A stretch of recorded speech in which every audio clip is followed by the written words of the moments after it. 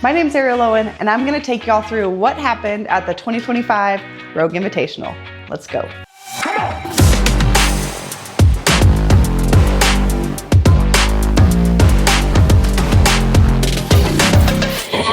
So we left Midland, Texas, Monday evening and arrived in Scotland on Tuesday. The funny thing is, when we landed in Aberdeen, Scotland, that's where the Rogue Invitational was, our taxi driver took us to our hotel. And while we were driving, we were asking him, like, what are some good spots to eat? What do you recommend? We're thinking about going to Nando's, which is our favorite spot to go to when we're in Aberdeen. They have awesome chicken, awesome food. You just know you're gonna get a good meal. So we told him, like, hey, we're thinking about going to Nando's. What do you like? And he's like, oh, screw Nando's. You want good food, you need to go to this new restaurant that just opened up called Wingstop. What? We have Wingstop here in Midland, Texas. Would I recommend it? No, but it was just so funny, the difference of Nando's versus Wingstop. So we ended up going to Nando's. Me, Dylan, and Spiegel ate dinner and went to bed. We were pretty tired. We crashed out as soon as we got back from dinner. Wednesday morning was check-in. And check-in at the Rogue Invitational is so much fun. So first, they only have 3 people check in at a time. They usually check you in with your friends. So I checked in with Danny Spiegel and Emily Rolfe. Another cool thing the Rogue Invitational does is before we even arrive, they ask me personally, they say, hey, what are your 3 favorite songs this year? I gave them my 3 favorite songs. I gave them Heartfelt Hallelujah by Jelly Roll and Brandon Lake, Golden by Huntrix. And then number 3, I gave them me and Dylan's song from when we were first dating in high school, which is called Here in Your Arms by Hello Goodbye. As we're walking around check-in, they're playing my 3 songs, and then they'll play Danny Spiegel's 3 songs, and then Emily Rolfe's, and they'll just keep those 3 songs on repeat while you're checking in, which makes it really personal and really special. Last year we got our kilts. So when we went to check-in, they told us, make sure you pack your kilt because we want you to wear it to check-in. So we show up in our kilts and we make our way around the stations, and we probably got the most stuff ever this invitational.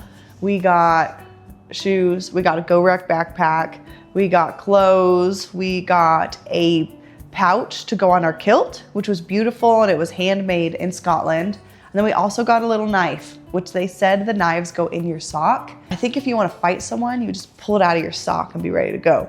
So we got a cool Scotland knife, and then we made our way around to a Yeti table, and we got a Yeti red cooler, some storage containers from Yeti, and then we got 2 mugs. And they had this awesome laser engraver there. So we got to laser engrave whatever we wanted on our Yeti. And the fun thing they had in the check-in this time was putt-putt, mini golf.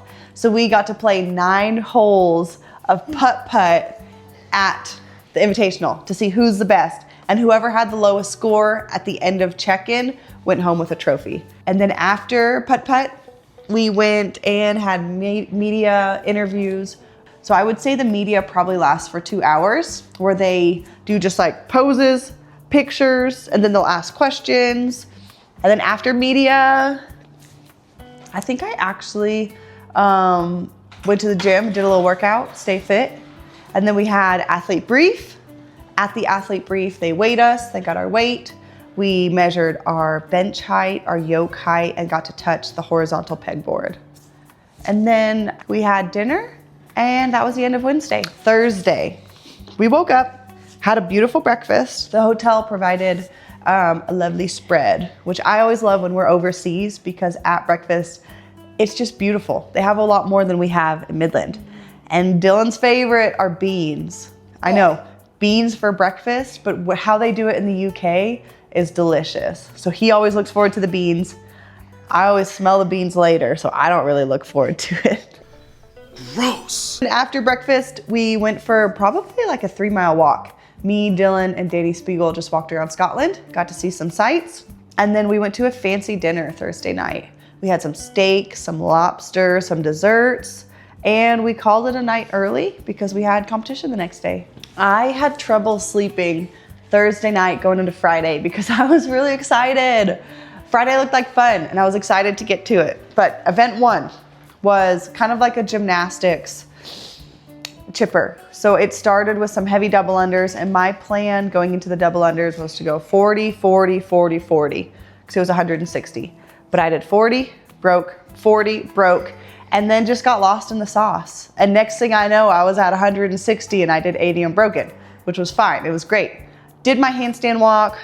At this point in the event, I remember DB being ahead, and then me and Laura were racing. So we did the first one, basically the same. The second down and back, we were like at the same points, breaking on every handstand walk.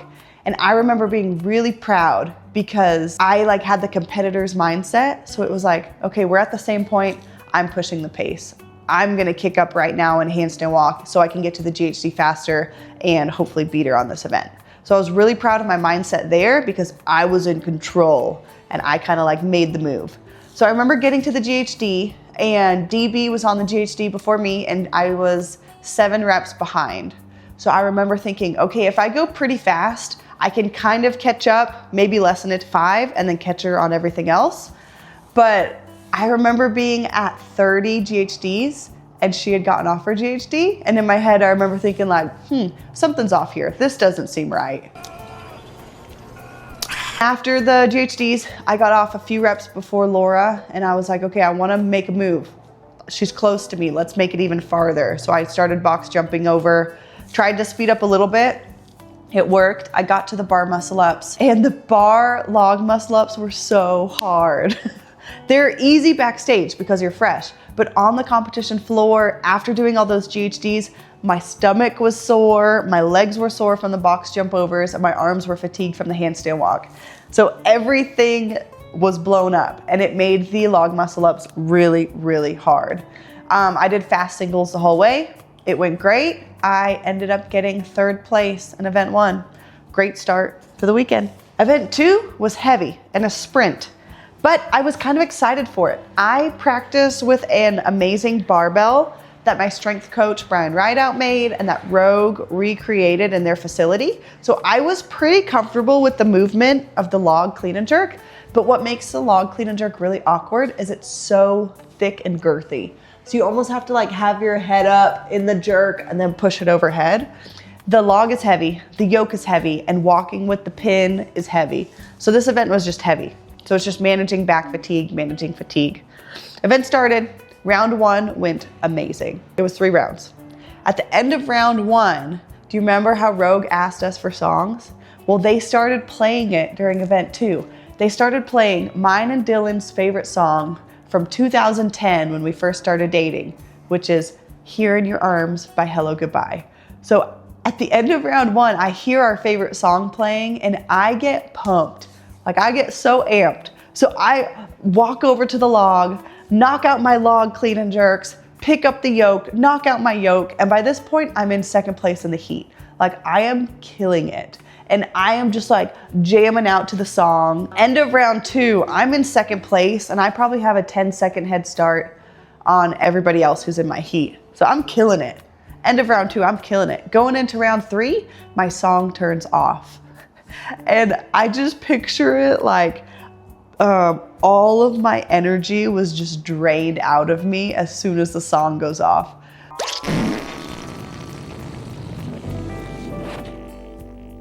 So I probably went a little too hot, a little too soon, and this was heavy and it smushed me. So as soon as the song's off, round 3 is starting and I have nothing left. Like I'm literally looking at the log, Laura's coming up, Alexis Raptis is coming up, and they do 1 rep before I even pick it up. So it took all I had just to finish that event. And I think I overall got 7th place, which is still amazing, but it could have been so much better if I had chilled, not gotten lost in the sauce of the music, and just chilled a bit. Event 3 looked dirty on paper, and after watching people do it backstage, I knew it was gonna be dirty. But keep in mind, we had just done heavy and awkward log clean and jerks, a really heavy yoke, almost 500 pounds, and then the heavy awkward pins on the stairs, and then we had just blown up our core from the GHDs. So like my whole trunk was in it. I know I can do 4 sets of 10 back squats, 225. I've done it in the home gym, no big deal.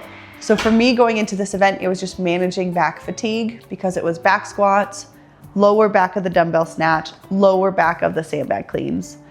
And unfortunately, right when the event started, my back was already tired. I was like, no, we have so much work to do.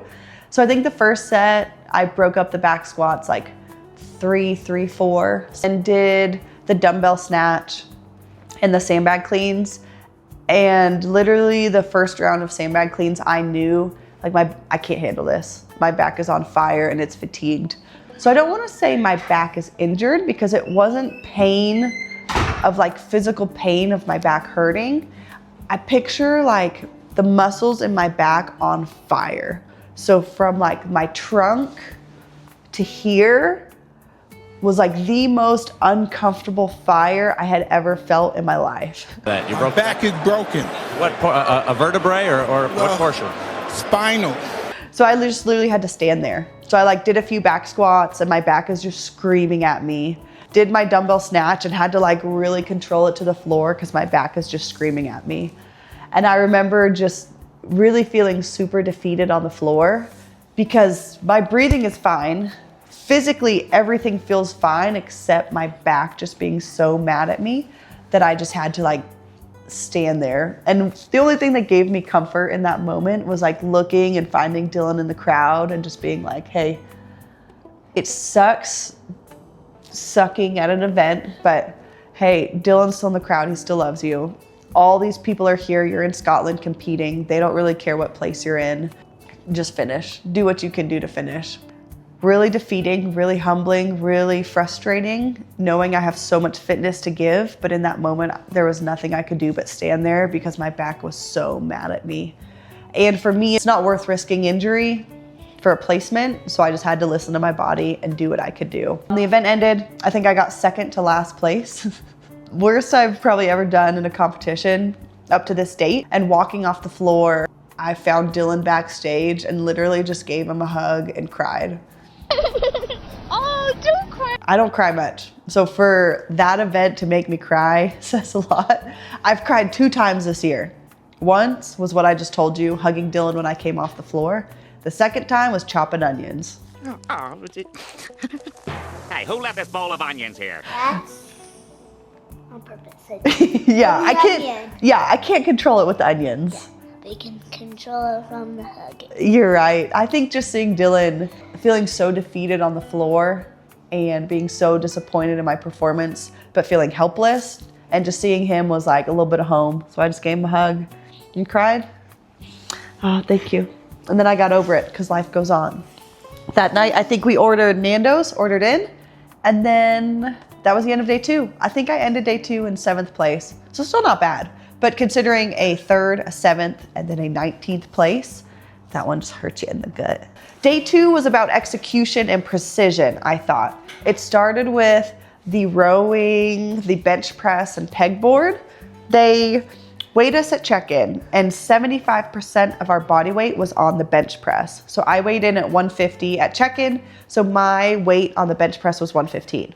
No big deal. My goal this year on this event with the horizontal pegboard was just to finish, not mess up as horrible as I did the year before. So I came out really slow, but my strategy was not to push the row, not to push the bench press, but just move through them. So as soon as I got to the pegboard, I could get across and execute, and it worked perfectly. Going into the last and final round, I was racing Lucy Campbell for 3rd place in the event. Again, I had an awesome competitor's mindset.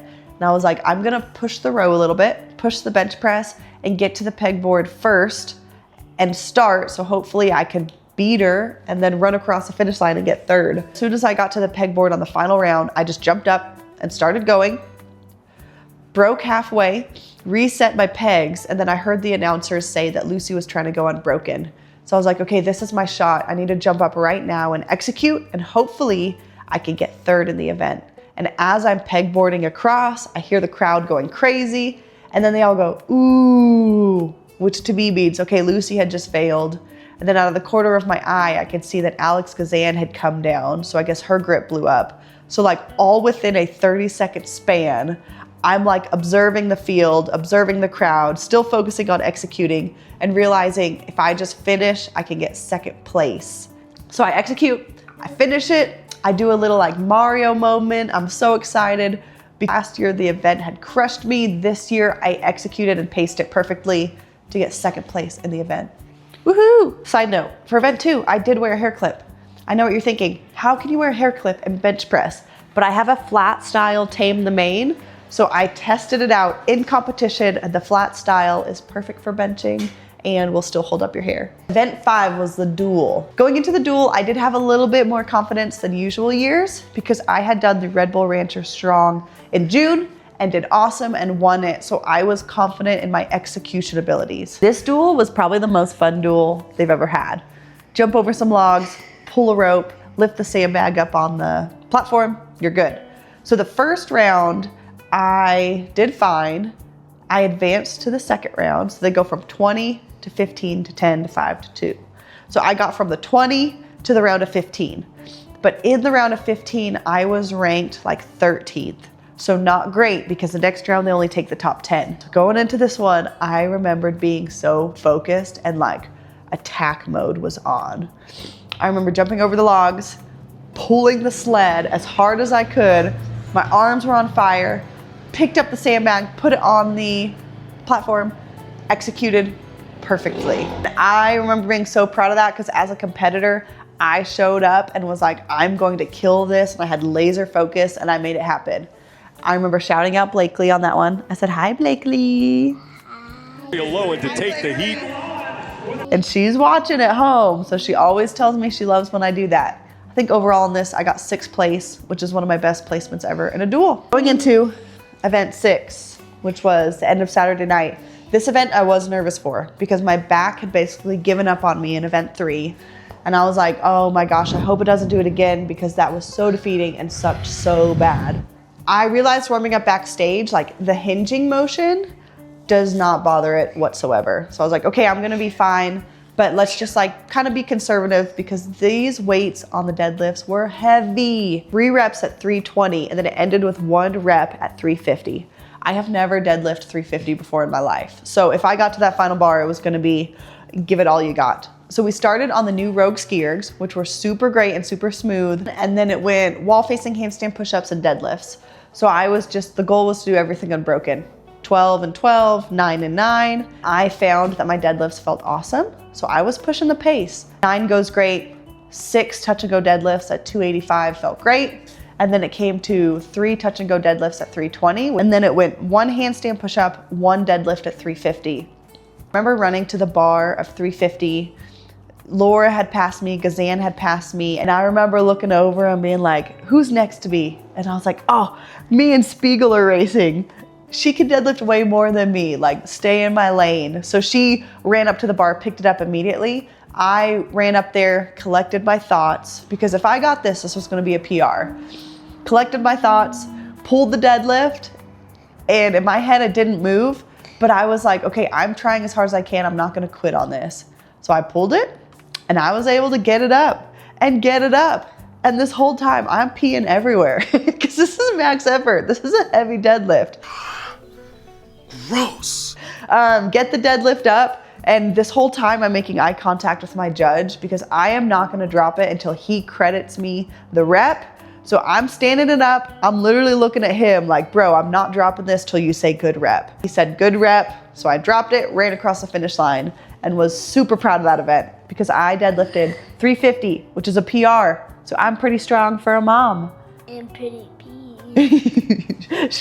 Because you peed in your pants. I did pee my pants. Embarrassing. Embarrassing. I think I ended day 2 in 5th place. So I was making moves where I want to go. I have my eyes on the podium.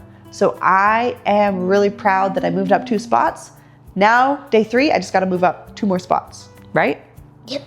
Day 3, we had athlete brief. They told us what event 7 was going to be. I think this event I was kind of proud of, but I wish I would have pushed my run pace just a little bit more. I think I was just a little bit too comfortable on every round. We had to do 2 laps around the vendor village, basically. So there's people cheering for us the whole time, which is kind of fun. So I've done 1 lap. I'm coming around on the 2nd lap. In front of me was Brooke Wells.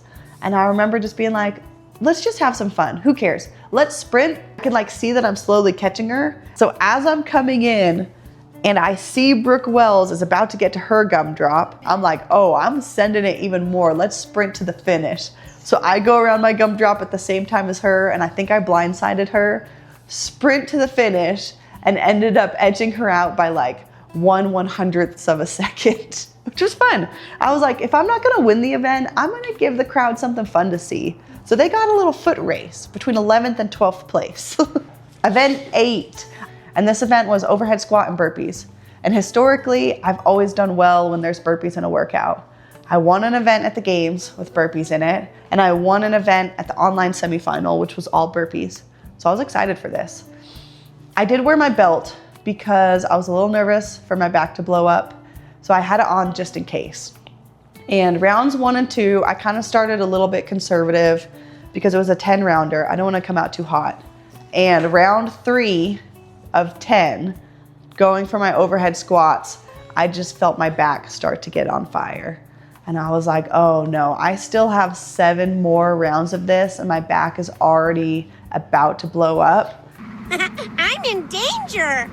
There's nothing I can do but just like hold my pace and try and finish. Really defeating being on the floor and having all of these people pass you and there's nothing you can do about it but just sit in it and move. My back's on fire. This is fine. I'm okay with the events that are unfolding currently. That's okay. My breathing does not hurt at all. Like I'm not out of breath. All it is just my back so angry at me. So I'm just like, okay, let's just try and finish under the time cap. And that's what I did. Got last place on event 8. It's funny because whenever I look back over the weekends and look at like the regrets I have in competition, event 3 and event 8, I don't have any regrets because there was nothing else I could have done because my back just literally stopped me in my tracks. And again, it's not a pain. It's not a like, oh, I just pulled my back out. It's like my muscles are so on fire, I physically feel like I can't even do a squat. But what I noticed is I deadlifted fine on event 6, but something about loading my back with weight and doing squats is what makes it light up and get on fire. So if you're a PT or if you're somebody watching and you have any ideas of what that might be, drop some comments below. Last place on this event, pretty embarrassed.